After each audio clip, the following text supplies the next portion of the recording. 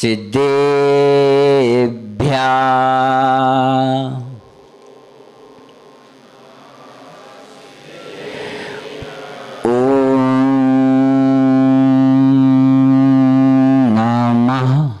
सिद्धेभ्यः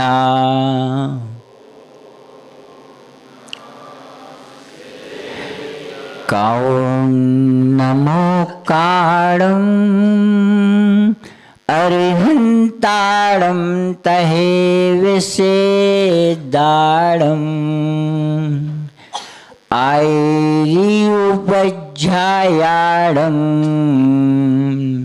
लोनिया सव्यसाहुरं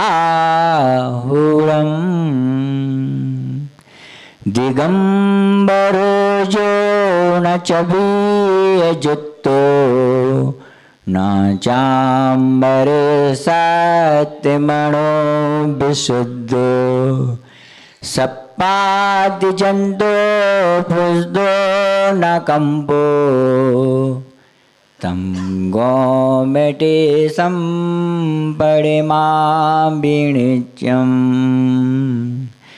तं गोमेटे संपरिमाभिनित्यं तं गोमेटे संपरिमाभिनित्यं। बोलो अनंतानंद सिद्ध परमेष्ठी भगवान की, देवादिदेव खज्जर श्री आदिनाथ भगवान की, वर्तमान शासन नायक महावीर भगवान की, परम पूज्य गणाचार्य 108 विराट सागर जी महाराज की, परम पूज्य दीक्षा प्रदाता आचार्य भगवान 108 विशुद्ध सागर जी महामुनिराज की, 3 कम 9 कोटि महामुनिराजों की, द्वादशांग जिनवाणी माता की,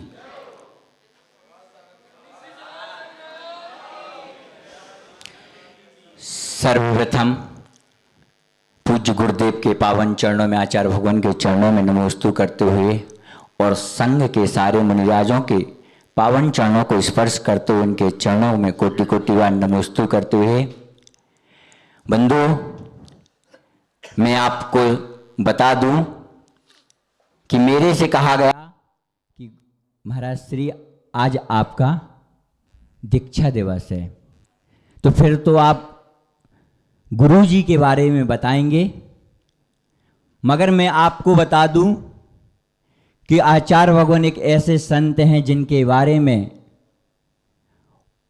मुझ जैसा मूर्ख यदि हम गुरु के बारे में अगर हम कुछ बोलें तो ये हमें बताने की जरूरत नहीं है, क्योंकि गुरु के ऐसे आचार्य भगवान हैं जिनको देश ही नहीं पूरा विदेश ने जानता है।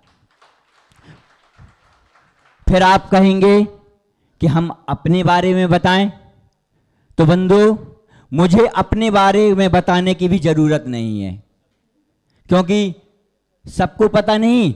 गुरु जी के आप सुबह शाम के प्रवचन सुन लेना, गुरु जी अपने प्रवचन में हमारे बारे में सब कुछ बोल देते हैं, तो मुझे अपने बारे में बताने की भी जरूरत नहीं है। मगर आज उपकारी का उपकार का दिन है, सब लोग हम लोगों को बधाई दे रहे हैं, जबकि बधाई किसको देनी चाहिए? ऐसे पूज्य गुरुदेव के लिए। मैं आपको बता दूं कि एक ऐसा बागवान जिसने एक उत्कृष्ट बादाम, सबसे बहुमूल्य बादाम कौन सी होती है? कौन सी? मावरा बादाम होती है।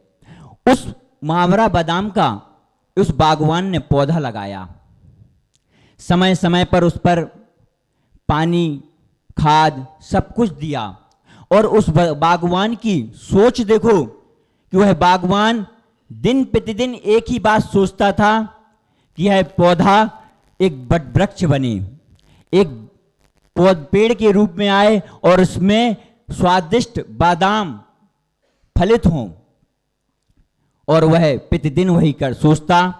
लेकिन समय ऐसा हुआ कि वह पौधा एक वृक्ष बन गया और उस पर बादाम, स्वादिष्ट बादाम का फल आ गए।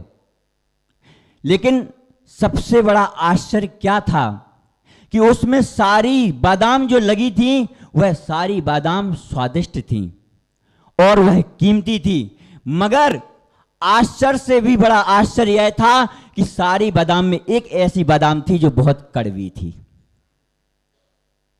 सागर भाई, अगर आप एक बागवान समझो और आपके पास 25 आम हैं, ठीक है ना, उसमें से यदि एक आम खराब हो तो क्या आप उस सड़े आम को उस अच्छे आम 24 आम के साथ रखोगे? क्या करोगे? उस बाहर कर दोगे या फेंक दोगे? क्या करोगे? फेंक दोगे। लेकिन बागवान जो बादाम का जो पौधा लगाया था, उस बागवान की दृष्टि देखो कि उसमें सारे बादाम अच्छे होने के बाद, और उस बागवान को पता था कि हमारे इस पौधे में, इस पेड़ में सारे बादाम अच्छी हैं, मगर एक बादाम कड़वी है, खराब है।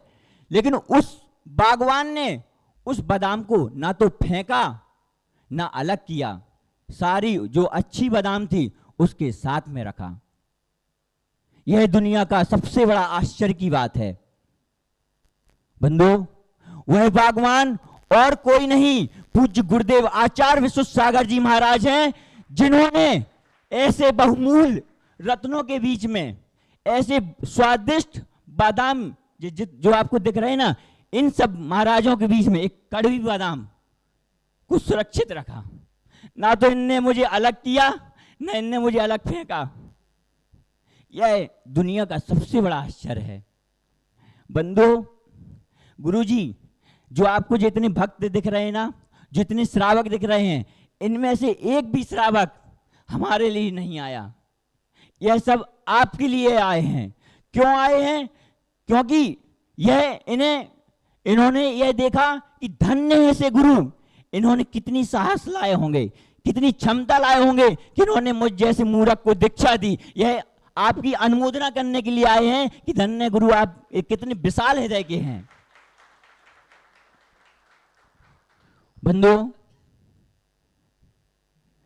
बंधु, मुझे 2007 का दृश्य याद आ रहा है कि आचार्य भगवान का हमारे नगर में प्रवेश हुआ और एक दिन के लिए आए थे पूज्य गुरुदेव, उनके प्रवचन चल रहे थे। बस सामने हमारे पिताजी और हम बैठे थे। समाज के बीच में गुरुजी अकृत पुण्य की कथा सुना रहे थे। गुरुजी को यदि याद हो तो गुरुजी ने अकृत पुण्य की कथा सुनाते सुनाते हमारे पिताजी को खड़ा किया और उनसे पूछा कि यदि आपका बेटा मदरालय जाए तो खुश होगे कि यदि जिनालय जाए तब खुश होगे? तो पिताजी से जैसे ही पूछा, क्योंकि पिताजी को भी हमारे बारे में पता था कि हम कैसे हैं, और पहली बार हम प्रवचन किसी साधु के संग में सुन बैठे थे। अब हमें इस चीज की टेंशन थी, कहीं गुरुजी हमें ना खड़ा कर दे इनके सबके बीच में, ठीक है ना। तो पिताजी से जैसे ही पूछा तो उन्होंने कुछ नहीं बोला, उनकी आंखें झरझराने लगी। तो गुरुजी ने कहा भैया बैठ जाओ, तुम्हारे बस की नहीं है। अब हम आप खिलाने समझ गए, आपके बेटा का भी समझ गए, क्योंकि गुरुजी ने सोच लिया कि भैया। लेकिन भाग्य ऐसा हुआ कि समय बदला और हमारे पिताजी ने सपना सजोया। क्या सजोया? कि हमसे बोले कि बेटा हमारा एक सपना है। तो अब सोचो एक पिता का सपना क्या होगा। कभी सोचेगा कि हमारा बेटा मुनिराज बने? वह उसके सपने थे कि हमारा बेटा दिगंबर मुनिराज बने, नहीं, इसका सपना नहीं था। उनकी यह सपना था कि हमारा बेटा आचार्य विशुद्ध सागर महाराज जी के संग में जाए। और जब आचार्य भगवान 2012 में जब आचार्य भगवान जयपुर में विराजमान थे, तब हमारे पिताजी हमें पकड़ के ले गए और बोले आचार्य भगवान से कि अगर ये दीक्षा आपके पादमूल में ले, आपके कर कमलों से ले, तो हमारी अनुमति है, और नहीं तो हमारे बेटा को घर भेज देना। अब हम भी सोचें कि भैया ऐसा क्या इनमें कि हमें इधर जबरदस्ती लेके आ रहे। तो बंधु, उन्होंने हमसे नहीं कहा कि बेटा तुम इनकी उंगली पकड़ो, उन्होंने हमसे कहा कि बेटा तुम अपनी उंगली गुरुजी को पकड़ा दो, कि गुरुजी तुम्हारी उंगली पकड़ लें, क्योंकि तुम भूल कर सकते हो, तुम छोड़ सकते हो, लेकिन तुम्हारे गुरु ने तुम्हारी उंगली पकड़ी है तो वो कभी भूल में नहीं छोड़ेंगे, तुम्हें भव सागर से पार कराकर ही छोड़ेंगे। ऐसे हमारे पिताजी का सपना था, लेकिन हमने उनका सपना साकार किया। लेकिन अब हमारे पूज्य गुरुदेव का ऐसा सपना है कि जिसे हम साकार भी नहीं कर सकते,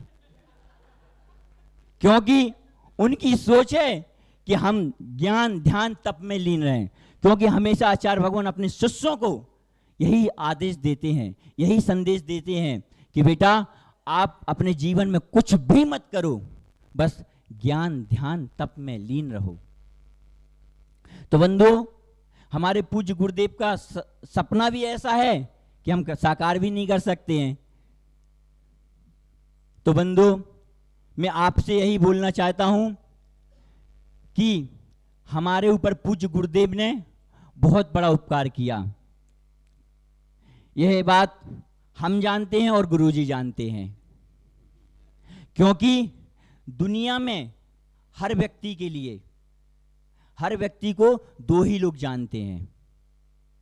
अरिहंत भाई, कितने लोग जानते हैं? दो ही लोग जानते हैं। एक तो स्वयं व्यक्ति जानता अपने को, और एक स्वयंभू यानी प्रभु। लेकिन इस भूतल में एकमात्र हम एक ऐसे प्राणी हैं कि जिसे हम अपने बारे में कुछ नहीं जानते, लेकिन हमें भी दो लोग जानते हैं। एक तो प्रभु जानता है और दूसरा गुरु हमें पूरा जानता है कि हम कैसे हैं। तो बंधु, समय हो चुका है, हम पूज्य गुरुदेव के पावन चरणों में त्रिभक्ति पूर्वक कोटि सा नमोस्तु करते हुए यही बोलेंगे कि हे भगवान, हमारे पूज्य साम्य सागर जी महाराज और समत्त सागर जी महाराज, पूज्य सहज सागर जी महाराज और पूज्य सदय सागर जी महाराज जो समाधिस्थ को प्राप्त हुए, उन सभी मुनिराजों की तरफ से आपके पावन चरणों में कोटि सा नमोस्तु करते हुए हम यही भावना चाहते हैं और हम यही सोचते हैं कि भगवान, हम इतनी योग्य ना बने, हम इतनी योग्य ना बने कि हम आप हमारे अंदर योग्यता देखकर आप हमें दूर कर दें। भगवान करे कि हमें अयोग्यता ही रखे, जिससे हम आपके पादमूल में हमेशा रहें। और मैं यही भावना भाता हूं कि हे गुरुदेव, जब आप एक ऐसे संत हैं कि आज जब हम मुस्कुरा रहे थे तब हमारे गुरु ने हमारे आंखों में आंसू देख लिए थे। सोचो, ये वो संत हैं जो बरसते बारिश में भीगते व्यक्ति के आंखों में आंसू को जान लेते हैं। यह सबसे बड़ा आश्चर्य है। गुरुजी हमसे आज सुबह पूछते हैं कि बेटा तुम रो क्यों रहे हो, तुम्हारी आंखों में आंसू क्यों हैं? तो हमने यही कहा गुरुजी से कि गुरुजी, आपने हमारे ऊपर जो उपकार किया है यह बहुत बड़ा आश्चर्य है। और वास्तव में जब गुरु के उपकार की बात आती है ना, तो आंखें स्वतः ही सहज हो जाती हैं, सजल हो जाती हैं। यह उपकार हम गुरुजी जीवन में कभी नहीं भूलेंगे। ऐसे पूज्य गुरुदेव के पावन चरणों में त्रिपूर्वक भक्ति पूर्वक कोटि सा नमोस्तु करते हैं। हे भगवान, नमोस्तु नमोस्तु नमोस्तु। जय बोलो सरवार सागर मुनि महाराज की। आज सरवार सागर मुनि महाराज और साम्य सागर मुनि महाराज की दीक्षा दिन है और प्रणव सागर महाराज जी का जन्मदिन है। उनको बहुत बहुत बहुत बधाई। आप